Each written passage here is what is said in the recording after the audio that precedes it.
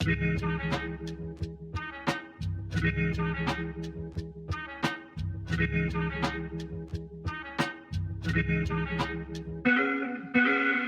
cracking, big dogs? Welcome back to the Contaminated Dungeon. This is the Fade the Public podcast. I'm Nicholas. That is Animal, and that is Snacks. Today, Snacks joke. You thirsty? Thirsty for air? Nice. I see. Hey, make sure you plug that in. See what you did there. Stay plugged in, baby. We go. Now we ready. All right, enthusiasm's back up. We got a great episode for y'all today. As always, we are doing a draft guide giveaway. So if you follow these two on Twitter, as well as the Fade the Public Twitter, you will automatically be entered into the Big Dogs Draft Guide, which you can cop on BigDogsDraftGuide.com at any time. Follow Animal_BDGE, follow Snacks_BDGE, and follow Fade the _Public. Y'all will be entered. We'll get into the draft guide giveaway at some point throughout the episode. A couple other quick announcements before we get into our episode today, which is based around Man's Best Friend. That is a new segment. Man's Best Friend is the fantasy football players that we are going to die for this year. Myself, Snacks, and Animal will literally die if these guys don't break out and dominate your fantasy football league for you. So we're all picking a few dudes that we think are going to explode. We don't care what round they're getting drafted in. You just need to have them on your team.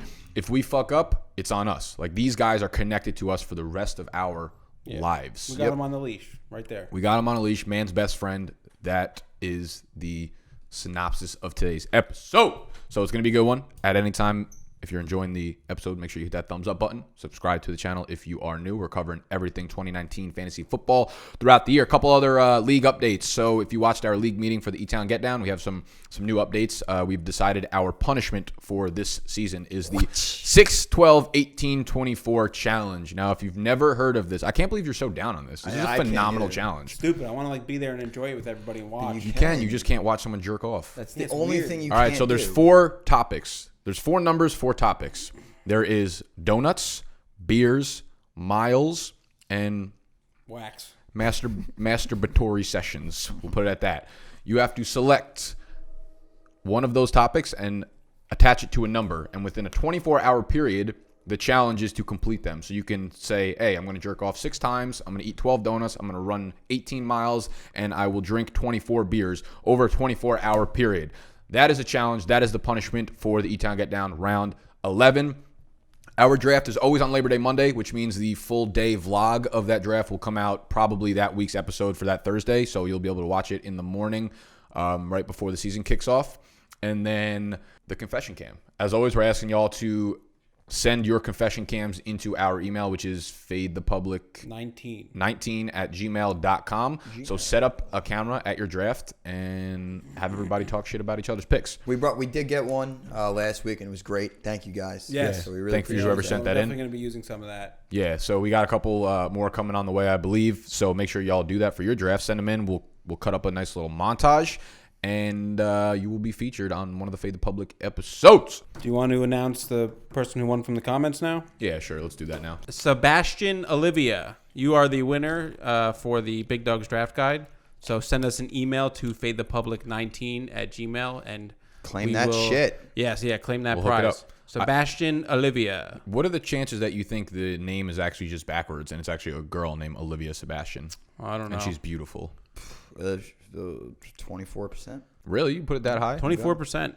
I would love that. All right. Well, Olivia, I'm gonna shoot for the stars and say that you're a girl. So I'm really happy to have you in the audience. And if you're not, it really doesn't matter. We love you, and you're still getting the draft guide. So. Also, big facts. Are y'all ready to actually jump into some big facts? Yeah. By the way, if I come in last, which I won't, I'm 100% drinking 24 beers. Like that's like such a hard challenge. Now that you really think about it. It's very difficult, but a beer an hour, I think you could do. Can I walk the can't miles? You're not going to be beers. staying up for 20. Can I walk the miles? That's what I would plan on doing. I just like walk and drink beer. I would eat like 18 donuts and walk like 24 miles. Yeah, No, fuck that. I'm getting hammered doing No, this. you're I right. would walk around the track drinking That's beer and hard. eating donuts. I think I would do 18 miles. I think I would do 18 miles. I would do 24 donuts, 12 beers, 6 wax. Yeah, I'd go 24 beers, 18 donuts. I don't think your stomach can't handle that. It's too you're much. not doing 24 beers. I'm going to have no choice, though. Why can't you just walk 18 miles? Fuck that. Are you kidding me? You're You barely ridiculous. walk a mile, let alone 18. That's a good point. I guess it's subjective. Actually, I'm kind of curious if you're in the audience and Yeah, how would you do this? Yeah. Break down the numbers for us, because don't say you're gonna jerk off 18 times, because it's not. I don't think it's physically. You'll be a woman after that. Right, it's not physically possible. Yeah, you pull your dick off. Yeah, Don't. exactly. Don't try and be tough and say I'm literally whacking it 6 times. That's it. That's it. That's all you can handle. I'll probably Not do all it. I can I'll probably do handle. it 6 times between the hours of 7 a.m. and 8 a.m. Just get it all done Get with. it all over with. Next challenge. Or you could jerk off while you're walking around the track. Yeah. Oh, I would love that. It's good Our every high mile. school would probably love that too. Yeah. You wouldn't get in any trouble. None. None at all. All right, so before we get into man's best friend, let's talk about some preseason takeaways, because we've had some crazy shit happen over the You weekend. think?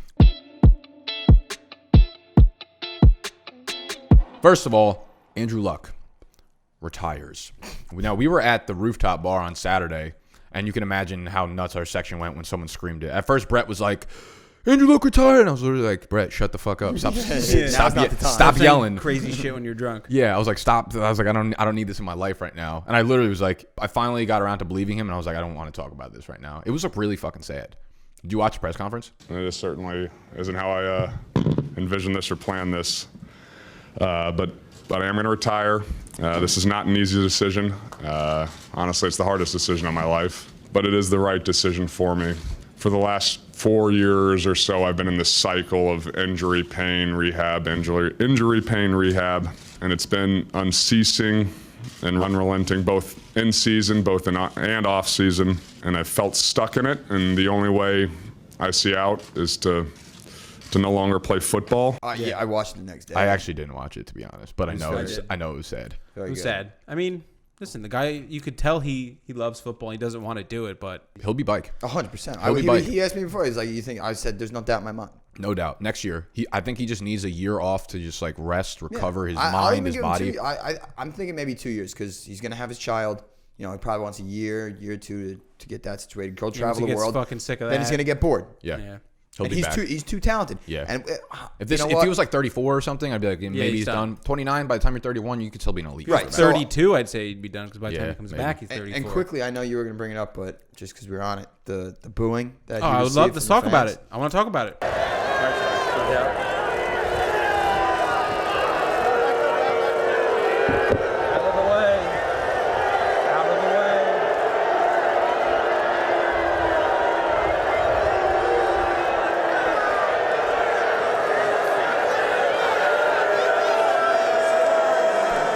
I can't really blame them. They So found out. What like, was the mid- order of the events? Like people found out mid game just through like tweets and reports. He was Yeah. on the sideline. I've been on drunk the for the last sideline. like 48 hours. I haven't really. He was been on able the to fucking- sideline. I Yeah. think that's when I blacked out. I went to a wedding this weekend. I don't remember any of it. I know it was great. I had a great time with my friends.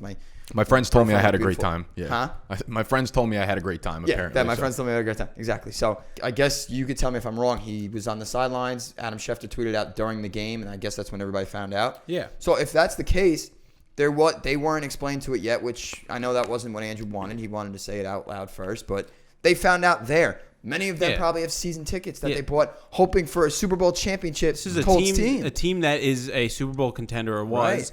and these people are probably at the game, probably drinking. It's a heat of the moment reaction. You're a fan. Listen, You're I'm a fan. booing. You would have booed him. I'm if you were booing there? him I would've too. booed him. I'm booing him I 100%. wouldn't have booed him. I probably would have booed the I would've situation booed him. rather than him. From a Yeah, humane exactly. standpoint, I think it was one of those things where you would have booed, and then like immediately You realize afterwards, you that's- would have been like, Oh, yeah, for sure. I feel like a Exact- fucking that's cunt. exactly But I'm how I still would've felt. booing.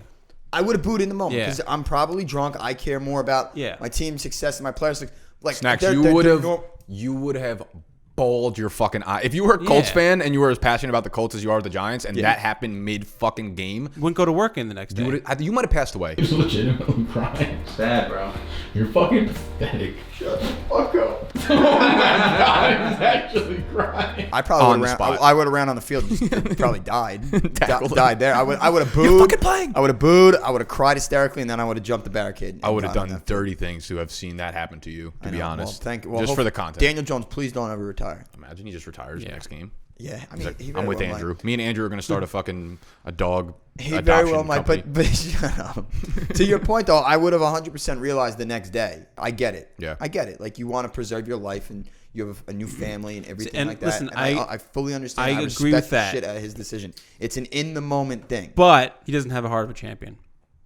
I'm sorry. I guess so. I will. It's the only thing I will question is his heart. I get it. You're banged up. You've been hurt. You're rehabbing. The it heart sucks. of a football player. He's got a heart. He's, the heart of a wants to be champion, there though. for his family. Because how many guys just go, dude, Teddy Bridgewater's got more heart. The guy almost lost his fucking leg. Well, and Alex he's back. Smith is the same way. He almost lost lost a leg, and he's trying to come back. He wants to come back. I get it. That's the only difference I see there is that. All right, let's talk fantasy. It's fine. So Luck's out. Jacoby Brissett.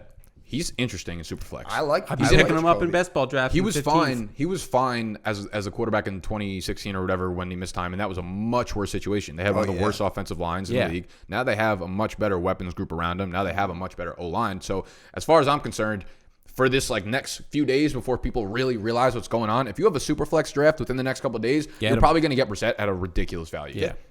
People are going to think comfortable with it. He's a low end, quarterback 3, maybe ranks 28 to 30. I think he's more in the top 16 to 18, maybe 19 range. I like him a lot because he's mobile as well. They probably could have got good value in a trade in a draft asset for him. And they never did. No, we don't. Yeah, we well, they don't were wanna smart trade for you. that. You're way too valuable to us. Everything they else, believe though. in him. They believe in him. Everything else. Mac obviously takes a back takes a seat. hit. Yes.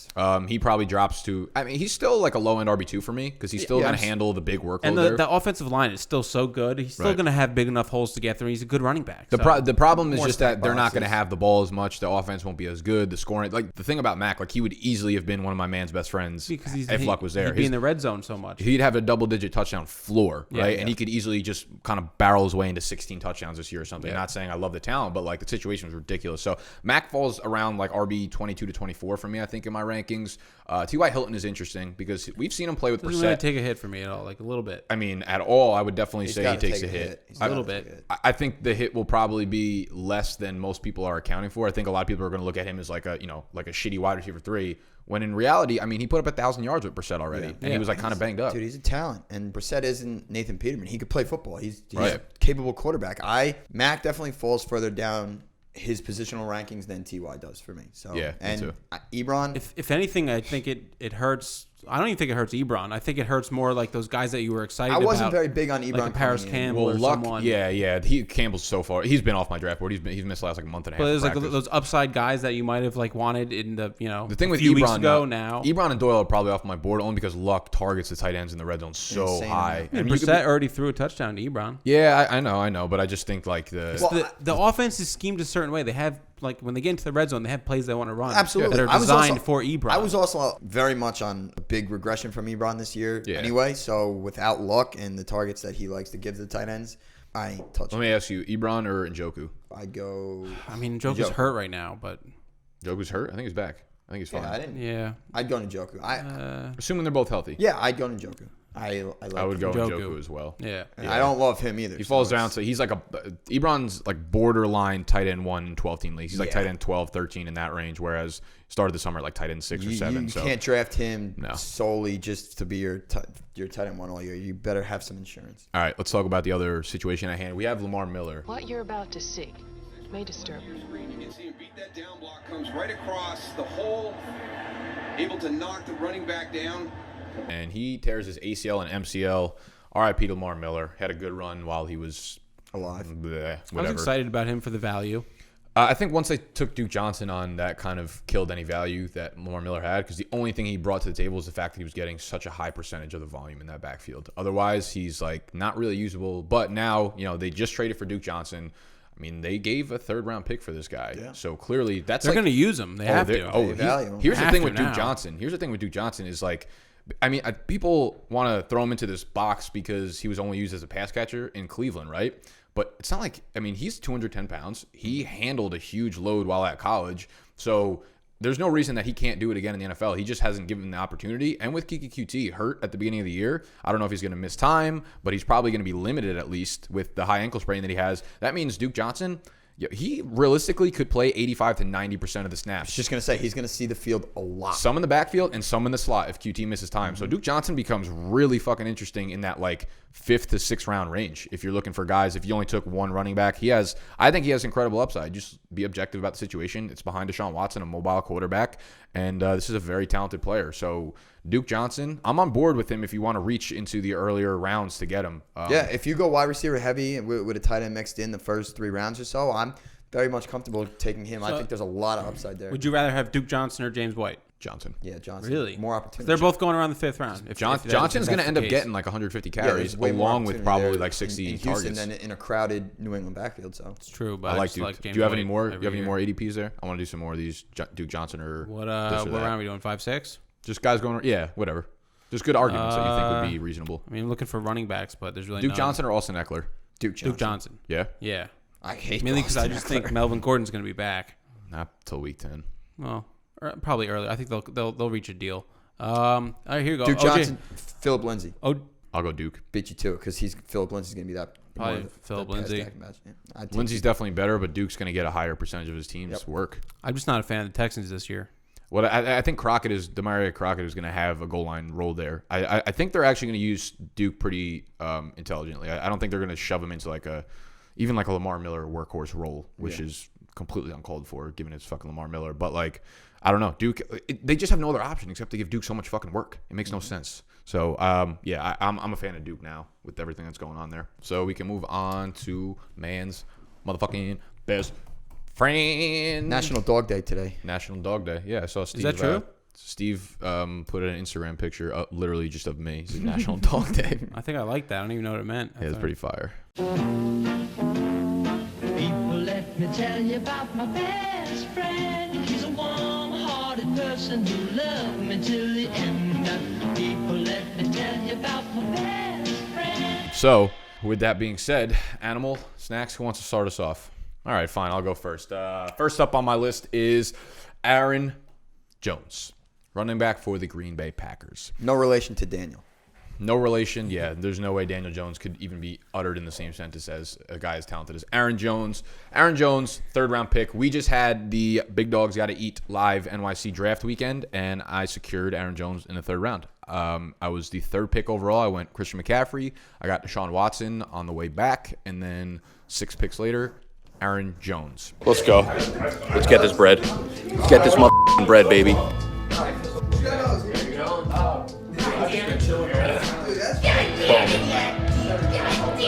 Fuck it. Fuck it. That was a tough decision for me. So, with that start, I look at Aaron Jones, and there's no one else there. Like, Jamal Williams has missed the entire summer with a hamstring strain. Dexter Williams, the reports are coming out now that he is Getting thrown out of practice. easily, they said he's the RB4 on the depth chart, and he's not close to pass. I don't even know who the RB, I think it was Trey Carson or something.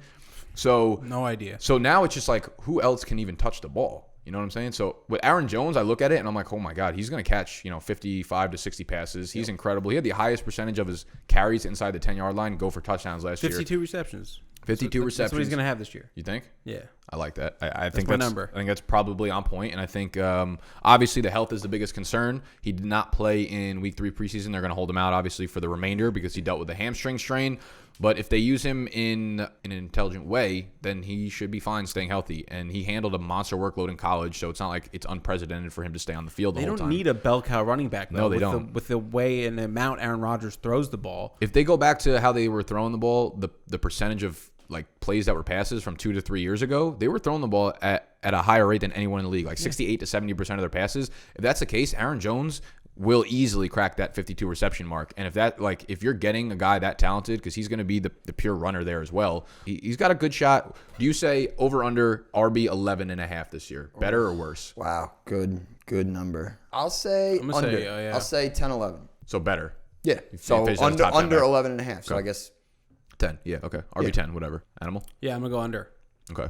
I'm feeling happy about that. I'm going to have a lot of Aaron Jones shares this year. Like I said, I just took him in our league, and then I'm keeping him for the E-Town Get Down League as well. Yeah. So that's a beautiful... No, I like Aaron. I think on our Jersey Shore episode, he was one of my guys that I was like really, really excited about, and I thought he had the potential to catch a lot more balls this year. It's just the way I look at it. It's almost like worst case scenario. What's like the worst case to happen for Aaron Jones? It's Besides getting hurt? It's the injury. Yeah. But besides that, it's not like Jamal Williams is going to take over the pass no, because catcher. we role, see that Jamal you know? Williams sucks. Like worst case scenario, Aaron Jones could turn into like fucking James White or Tariq Cohen, which won't happen. But even on 170 touches and getting all the passing work, his floor is probably like RB 18 or something like that. Yep. So I'm all in on Aaron Jones this year. I think he's a smash cop button in the 3rd round if you are looking for a running back there. Love Animal, it. Take Love it away, it. baby. So I'm going to go with a guy that this is a player that people have been talking about a lot this offseason. His name is Todd Gurley. Be a girly man. He's led the league. Woo! Led the Scorching. league. Listen, everyone's down on him, and I'm not.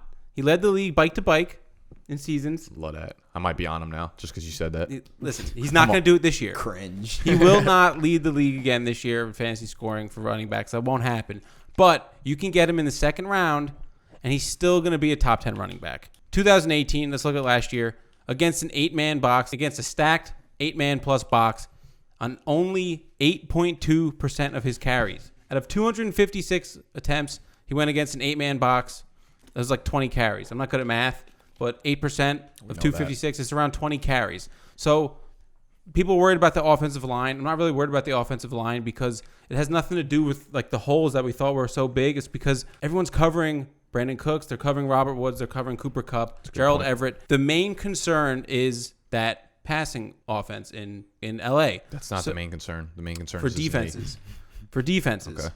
The main concern. 2017. So just so you know, this isn't like a fluky thing. It happened just last year. 2017, Todd Gurley ran against an 8-man box or more, 16.85% of his carries. So how do you think the work is split up this year? I'm curious because the reason I hate Gurley is just that like he's not going to get the same workload for he sure. won't. But the problem is not like you can't just say like, oh, he just gets 25% of the workload because what happens is it becomes if something flares up, it becomes a guessing game because he's going to get 5 carries here, 12 carries here, 27 carries here, 14 carries here. That whole flare up thing. I'm not worried about the knee. Everyone's worried about the knee. Listen, that's a ridiculous thing not to be worried about. The NFL, okay? They're going to shoot him up. They're going to give him painkillers. They're going to give him stuff to play. Who am I to tell these men they cannot live their dream? They will not live with shame like you. They are gladiators. They are warriors. And long ago, they made that choice. Not you, not me. Why didn't they do that in like the playoffs? Because last year they didn't. I think it was partly they didn't really know the full extent of what was going on. He was just complaining. So it's a lot more serious than you think. No, they were making sure they were being safe at that time, knowing they were a Super Bowl bound team. You know, or so you think that they didn't know what it was, so they figured if we push him right now in the playoffs, it might become something very serious. Yeah, who knows? This could turn into a tear. Okay. So that makes sense. Let's make sure we don't overdo it. CJ's playing fine. So how do you see the work? How do you see the work being given away into that backfield, like percentage carries or targets or whatever? I just think you're going to see a dip in his total attempts. So like he's been averaging around. You know, he had 279 rushing attempts in 17 and 256 in 18. So just take another. I'll give him 200 attempts. Let's take away 56 attempts. You think on 200 carries he's going to be able to be a top 10 fantasy running back though? For sure, because why? the Because touchdown the goal line outside and the goal line. He's a goal line back. He's the guy who's getting the ball from the 15-yard line, the 10-yard line, and he's scoring. I have no 21 total touchdowns last year. I don't think Darrell Henderson is really going to eat into Gurley's workload much. He didn't look too impressive in the preseason. No, he didn't. He was never really a top prospect for me, and I always wanted him to go to a place that had a great offensive line so he can hit those holes and burst because that's what his game is all about, right? He's not the most elusive or anything. But I am a little bit worried about the line. They lose a couple pieces, and we've seen them get a lot of pushback in the preseason so far. So I don't think Darrell Henderson will be that effective. And by default, like I don't think Malcolm Brown is good enough to just from a talent standpoint eating the Gurley's workload. No. It all comes back to the knee for me. I don't like to. I'm not going to be drafting players that we already know are injured because when it happens, then you're like, fuck, I already knew this. I'm banking on the fact that Sean McVay is a smart head coach and he knows how to use his players the right way. So he's not going to just give him 30 carries week 1. Yeah. If I see 30 carries week 1 for Gurley, I'll be nervous. Trade. Yeah. Yeah. Then I'll be nervous. But if I see 15 carries and 4 receptions. What I think is going to happen is Gurley's going to be one of the easiest trade high candidates. Like he's going to get start out high. He's going to get a big ass workload. I just think you're going to be able to get a top 10 running back in the second round. End of the second round, probably. I don't know if he gets top 10, but I like push 12, 13 if everything breaks right. Yeah, it could happen. I don't like I get the goal line usage and everything, but you put him at 200 carries, losing 56 or touches. I don't know. I think his projection that's from tough. Is 224 attempts, which is they're cutting like the same amount every year. He had 279, 256. Now they're saying 224. Listen. Give me 10 touchdowns. Give me 10 rushing touchdowns and it's very much in his 13 range of outcomes, touchdowns. I'll take that. Yeah, it makes sense. All right, that's a bold take. I wouldn't put Gurley's not one of my best friends, but I guess he'll remain. He's gonna be mine. He'll remain synonymous with your name. Everybody needs one, and you talked about Sean McVay being a smart coach and knowing his players well. Well, I think he knows that Brandin Cooks is a phenomenal wide receiver. Agree or disagree? Probably agree. Yeah. He's great. I think he's very underrated. So I'm going to go with Brandin Cooks as one. Ooh, B. Cooks. B. Cooks. I like that. I already. One of my best friends. Yep. I was pissed in our NYC draft that he didn't fall back to me. He fell to fucking 410. I love that. I know. I thought I was going to have a chance right there. I almost got feeling right though, which I but it's fine. Yeah, I could have got him too. I don't want to talk about that. But the last 4 years, wide receiver 13, wide receiver 12. Wide receiver 8, wide receiver 14. Where's he going this year? 15, 16? Yeah, that's exactly. It makes no sense. It makes no sense. You guys know what he could do. He's young. He's in his second year in Sean McVay's system. And contrary to your Todd Gurley points, I think Sean McVay is going to unleash Jared Goff and that high-octane offense even more so this year with a possibly suspect running game with a guy who has a knee problem and not much depth behind him. I love everything that Cooks is about. Like I said, I think he's one of the most underrated. I think it was 9 of 15 games last year. He was double-digit fantasy points. I believe I'm reading. He has a better floor. He's not as boom or bust as people say he is. Like, they think that because he's they equate small and fast, speed. Yeah, right? they just think. I think the problem is he's like the least sexy of the 3 wide receivers there. He's easily my favorite. Exactly. Yeah, I think if I had to pick one of the 3, I'm picking him 100%. And the whole Cooper Kupp is going to eat into his work. I don't see that really as being a factor because I'm fairly certain he was better with Cooper Kupp on the field than off of it. I was looking at numbers last year, and it was the 8 or 9 games that Cooper Kupp played, right? I narrowed down the weeks to it, and if you look at fantasy rankings during only those weeks, Brandin Cooks was wide receiver 9, Robert Woods is wide receiver 10. Cooper Kupp was wide receiver 11 in fantasy. Yeah. So while he was on the field, all 3 8. And I also think they shy away from running the ball a little bit. So Cooks is a guy who's like fucking 25 years old, coming off of a career high year, 80 receptions, 1,204 receiving yards. Quietly. We haven't seen his ceiling. I'm telling you. Like, he is so young and he's so explosive. I don't think we've seen his ceiling. And like you said, we're going into this new year. Better chemistry with Goff. I think you started seeing down the stretch. He became the alpha there, and he was taking deep shots down the field. He's just quiet. Like he quietly puts up these nice numbers, and you just kind of forget about him. But I was pumped up because I got him. I faded. I was really debating taking a wide receiver there, where I took Aaron Jones in the 3rd. Yep. Because I don't want to have I don't have a real wide receiver 1. Cooks fell to me in the 4th, and I was able to get another guy in the 5th who we'll talk about in a second. But Cooks is my wide receiver 1 after fading the position for 3 rounds. I'm more than happy with that. Eric's ecstatic. I was so pissed when he went to pick before me. That fucking shit. But what are you gonna do? So that's one of my best friends this year. Big fan of Cooks. All right. Since we were just kind of talking about that, who I took in the 5th round was Tyler Lockett. If you have watched any of the Seattle preseason games so far, it's Wilson to Lockett. Yep. It's Wilson to Lockett. It's Wilson to Lockett. There's no one else in that offense for Wilson to throw the ball to. It's Jerron Brown. DK Metcalf's going to miss some of the beginning of the year. I'd probably put money on it at this point. David Moore, who was kind of a promising, younger prospect, just had a serious shoulder injury in practice. So it's, again, going to be Lockett, Wilson. He has seen 45% of the targets so far this preseason.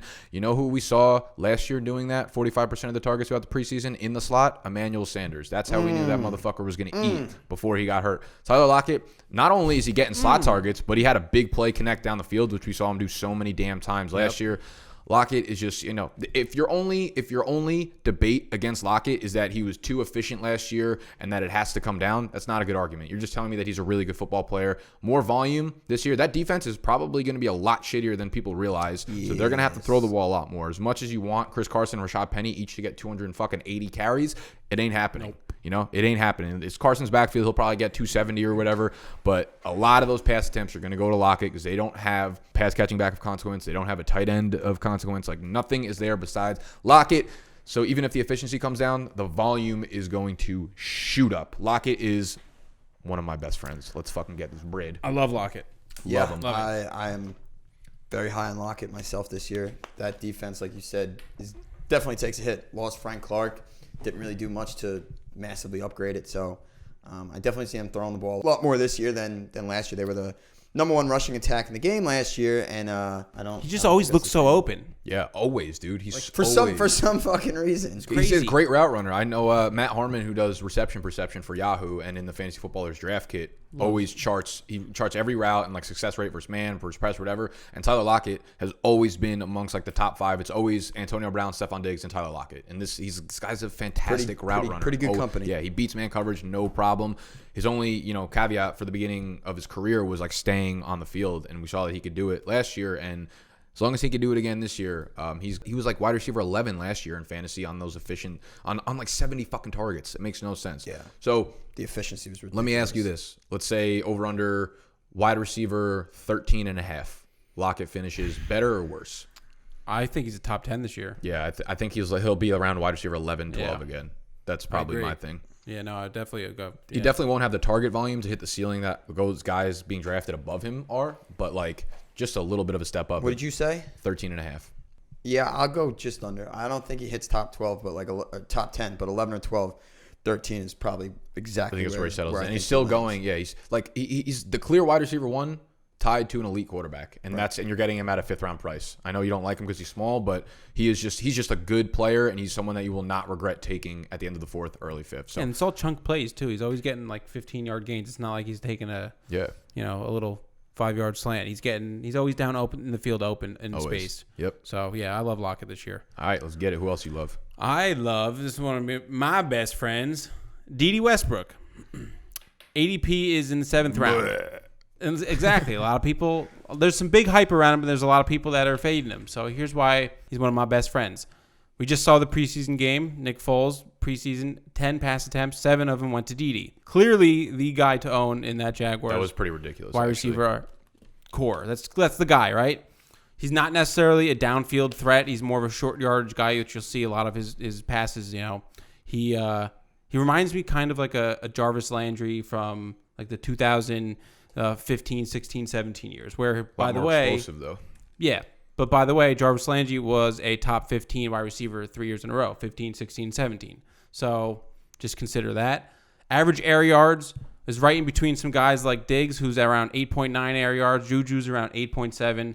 And Dede Westbrook comes in at 8.5. So you could say, like, oh, what about like these other guys? What? Listen, they all get around the same targets. He's not getting the big ones down the field. Michael Thomas and Julian Edelman average 7.7 air yards. So he's in between those guys. But like I said, the short yardage stuff, the yards after catch, 5.7 yards, similar to guys like Ridley and Boyd, who both averaged around 5.8 yards after the catch. So you can get Ridley and Boyd in the 5th round, or you can take Dede Westbrook in the 7th round. So I just think the value is there where you're going to get him 2 rounds later, and he's probably going to produce the same as a guy like Calvin Ridley or a Tyler Boyd. Top 10 separation, 3.5 yards average, and accounted for 23% of the team's targeted air yards last year. That was without Nick Foles. I think just with Foles and DeFlippo and this new offense, I think you're going to see a different Nick Foles, more accurate, all to Dede Westbrook.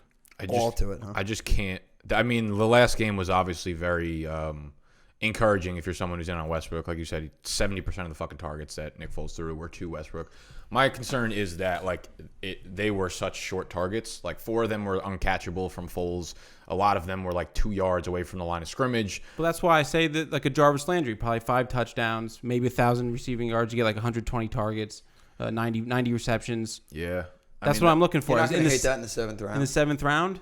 I love that. Yeah. And he's a burner, dude.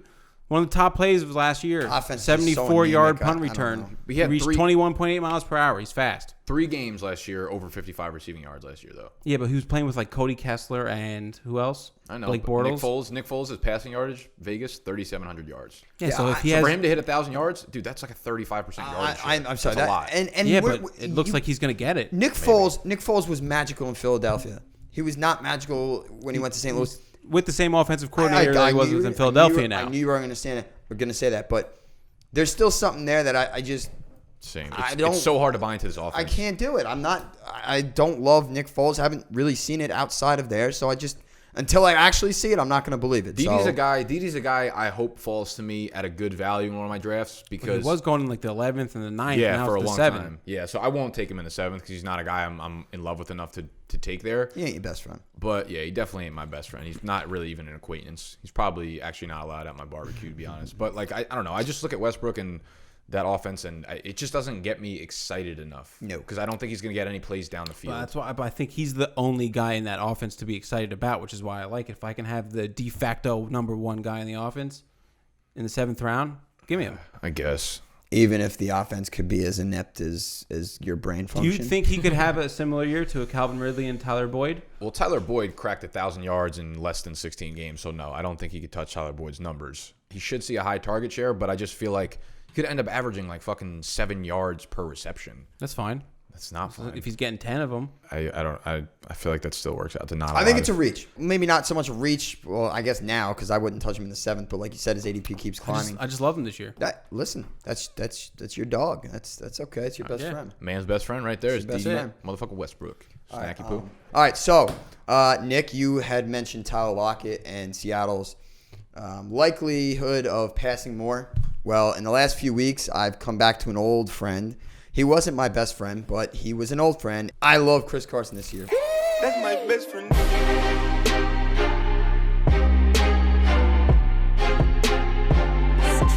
That's my best friend.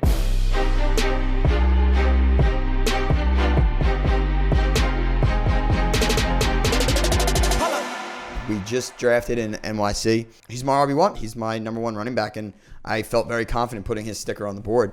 Guy's a fucking animal. He is a fucking animal. So, animal. All before like preseason and camp started, we talked about last week, we were hyping Penny. We're like, all right, maybe that talent alone is going to eat into Chris Carson's shares. Everything that we've seen from camp, from this preseason, says that's just not the case. Carson's the guy. Carson's the guy. He finished RB15 last year in half-point PPR despite missing 2 games and despite being a pretty much 0 in the receiving game. Now, Schottenheimer came out and said he hopes Carson can see 50 targets. And they're throwing the ball more. They're throwing the ball more. And without the necessary options outside of Tyler Lockett, I probably should have used a different word than outside twice. Yeah. You know what I mean? Yeah. Anyway, what I'm saying is Tyler Lockett is really the only outside threat. In an offense that's going to throw the ball more, he's really not going to have much of a choice but to see more targets. So in a run-heavy offense that could cater down a little bit more to a pass team, I like where I can get Chris Carson in the late 3rd, early 4th, and if he is my RB1 on my roster, I'm not going to be mad. He's an animal. Yeah, no, I like the fact that he's going to be a 3-down running back, and you're going to be able to get him in the 3rd, early 4th. Yeah. Right. I got him. Where did I get him? I got him. You got him at the 4th. 4th round. You were 411. What pick were you? You're getting I was 11. The usage of a first round. I got him on the turn. 402 or whatever it is. 402. But still, 4th round I think is still good value for Carson. You know what's like one of the things that's so hard is as you like prepare over the summer and draft, since we've been talking about stuff for so long, we've seen all these trends happen. So Carson's a guy that I feel like people need to understand that if you were able to get him in the 6th round, the 7th round, that time is come and gone. So if you want Carson, don't feel weird about taking him in the 4th round. You know, if you love him, end of 3rd round. I wouldn't personally do it just because I'm a little concerned about the injury. Yes. But listen, like it's not a guy that you can be like, oh, I'm hoping that he's going to fall to me. Yeah, like, if you're picking in the 1 spot and you got to wait, you got to reach. I mean, I wouldn't reach at the 301. No, like the 411. He'll be gone by then probably. No, the 4-1. No, it'd be 411, 5-1. Yeah, if you're snaking. Every odd number is the 1. 1-1, 5-1, 4-11, 4-12, yeah, whatever. Yeah. But all I'm saying is something new every day. Just the point is like it's the big point because you get locked into where players are going for a while.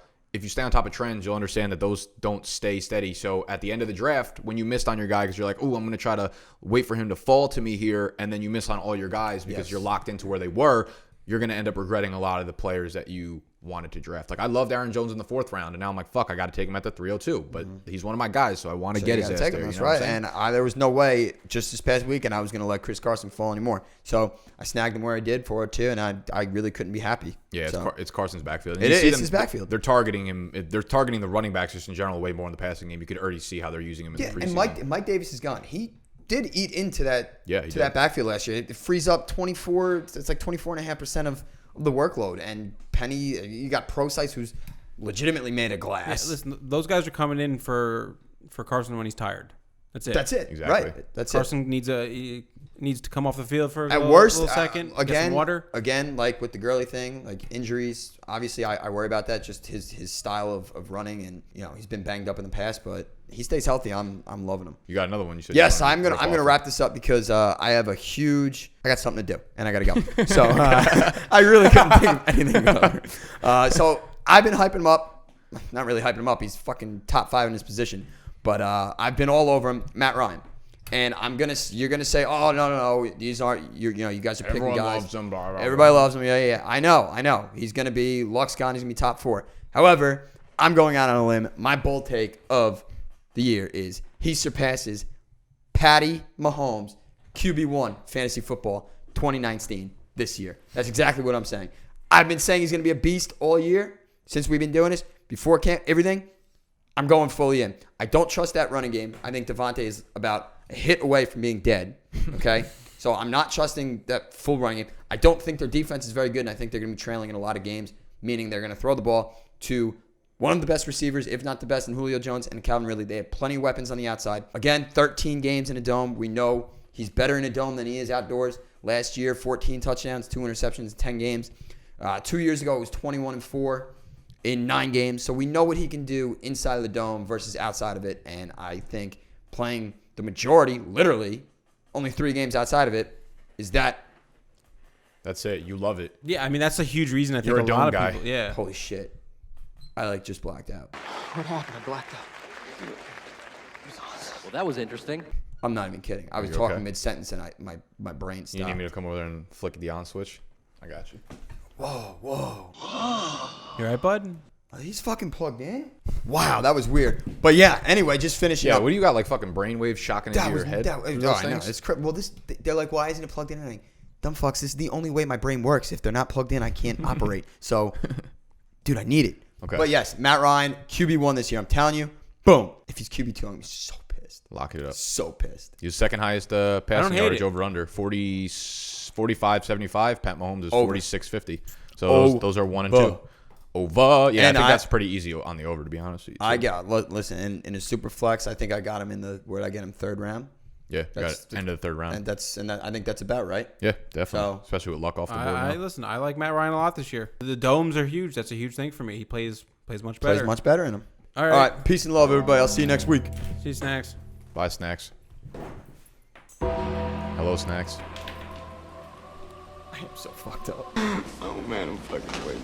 Okay. All right, so that's nice. My last best friend Fuck you, Snacks. of today is James Conner. He is Who's that? He is the lead back of the Pittsburgh Steelers. The lead back. Everyone's worried about Jalen Samuels. Just stop. Don't worry about Jalen Samuels. He's going to get his touches. He's going to get his receptions. Might have a couple touchdowns. Don't worry about it because James Conner is the guy. RB6 last season, was going up against stacked boxes 27% of the time on his attempts. I don't think that's going to change that much. Everyone's saying, oh, AB's gone now. You know, they're going to stack the boxes more. Listen, Juju's there. James Washington's a deep threat for some reason now. He's looking actually not bad. The second team. He's not even a starter, though. Yeah, we'll see. Dante Moncrief's there. They have receivers. They have weapons. The Steelers are always good. They always make it work. Here's a little history for you from the Steelers. I'm looking back the past 5 seasons. 2018, James Conner, RB6. 2017, Le'Veon Bell, RB2. 2016, Le'Veon Bell, RB3. 2015, D'Angelo Williams, RB4. He was 32 years old. And then 2014, Lev Bell was first. So, yes, a lot of Lev Bell. But it's pretty good finishes. D'Angelo Williams, at 32 years old, that's all you need to see. I believe it was his 3rd best season of his career with the Steelers. He had 11 touchdowns. He had over 900 rushing yards. This system is built for running backs. James Conner is going in the end of the 1st round, sometimes in the early 2nd. I think he went 107 in the draft. Did he? Good. That person's smart. I would take James Conner. He also then took David Montgomery with like the 204. Well, that ruins that. But like, listen. David Montgomery gonna win me. Are you serious? I want him. He wants who he wants. He's calling his shot. The live chat's going nuts right now. So, God, bring a jet shirt. Does he even know football? That's what I'm saying. People are like getting to this point now where it's, do I take David Johnson or at the 104, the 105, or James? I'm taking James Conner.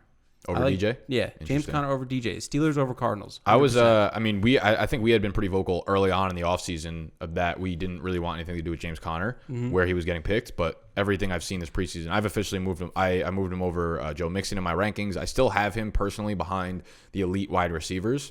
But I can't knock anyone after what we've seen. He's played on 29 of 34 of the snaps with the starters. So that's like 85, 87%. Yeah, that's fine. It's perfectly fine. That's like a 5% dip off from last year, but he was playing every snap. And Jalen Samuels has looked very good, but he is not cracking the starting lineup. If anything, I think it will help. Maybe it will give Conner some time, take a couple touches away. That will help him, He was never someone elongate that, his yeah, season. like he is never someone that he didn't like jump off the screen to me last year. I was like, he looked okay as a pure running back talent. He's looked really fucking good this preseason. He's getting all the work. He's running a third down, second downs, first down. It doesn't matter. It's his backfield to lose, and it's a beautiful situation with like an offense. You said they just get it done. Yeah. They just get it done. Every year in, year out, the Steelers are a good team. Listen, Mike Tomlin has no distractions now. He can actually sit down and coach. Big Ben can just sit down, study, go out there and ball out every Sunday. I just think the Steelers are going to be a whole new team from last year. I mean, what we saw last year was not the Steelers. Yeah, they're gonna be a lot more run heavy this year too. No distractions, so they're gonna have their game plan set. James Conner is gonna be the game plan. He's big enough to handle the workload like we saw last year, and it seems like they are gonna give him every opportunity to dominate snaps and whatnot. So as always, man, you have to be able to pivot when you see these kind of things. And it's someone I didn't like initially, but from what I've seen this preseason, there's no reason not to like what you're seeing in that backfield for Pittsburgh. So he definitely becomes a first-round candidate for me if you would rather go less, risky. I'm also been vocal about not wanting David Johnson. So from what we've seen this offseason, the Cardinals have looked fucking miserable. Yeah. I don't want David Johnson getting 30 attempts running into the back of his O-line. Because David Johnson is going to be this year's David Johnson. Yep. You know what I mean? Like it's just going to happen again. I could see him finish exactly where he did. Exactly. He's going to be like it looks like he had a good year, but if you really look at the numbers, he didn't help you win shit. No. Yeah. So I believe the last best friend, man's best friend on this list. We have two best friends. I got two Tylers as my best friend. And this is Tyler Boyd of the Cincinnati Bengals.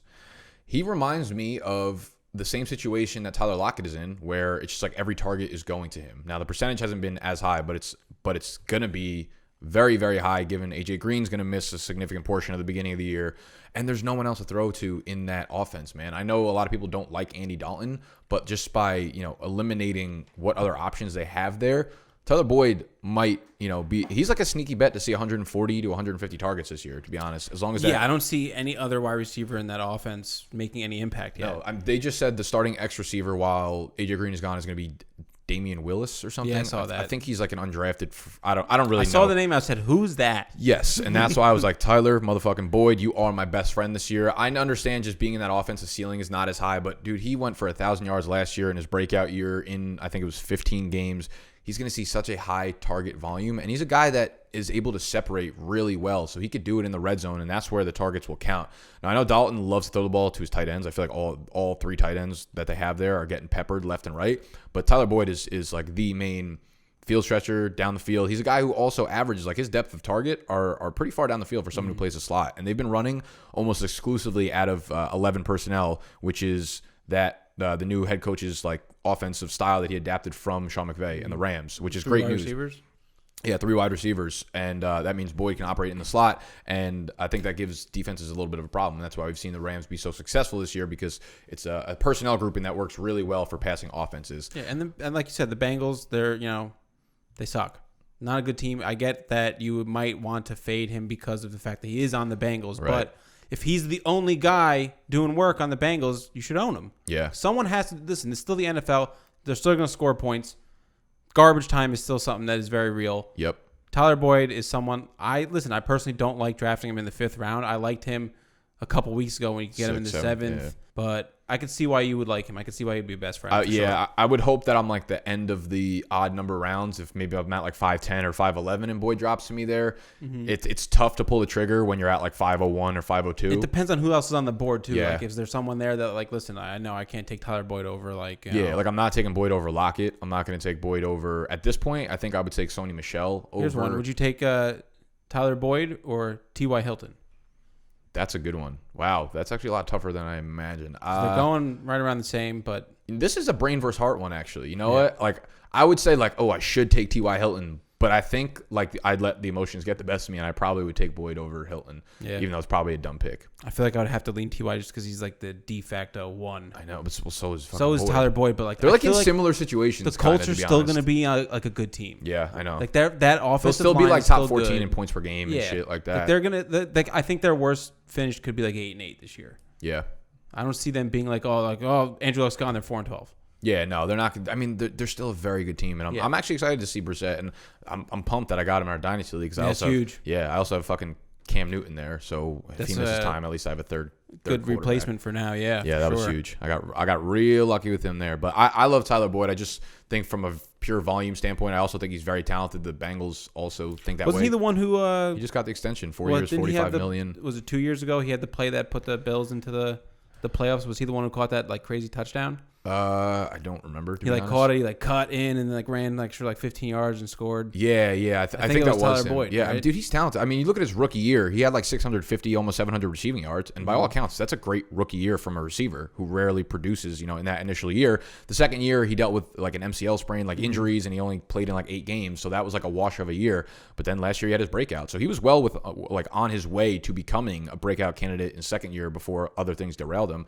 But he's so young, he's very talented, he's in a good spot to succeed as the number 1 there. So I like Boyd. I would use a 5th round pick on him. I think Snacks got him in the NYC league as his. I think he actually took him in the late 5th. That was his 5th round pick. So me and him are on board. We have a lot of the same players, I feel on our lists. But that's all we got for today, right? Those are all our it's all our best friends. The man's best friend.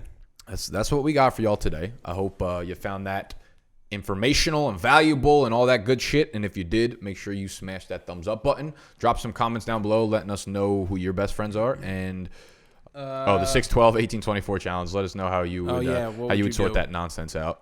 And also check out the new merch. We got some good t-shirt designs, some merch in the store on BigDogsFantasy.com. All lowest prices.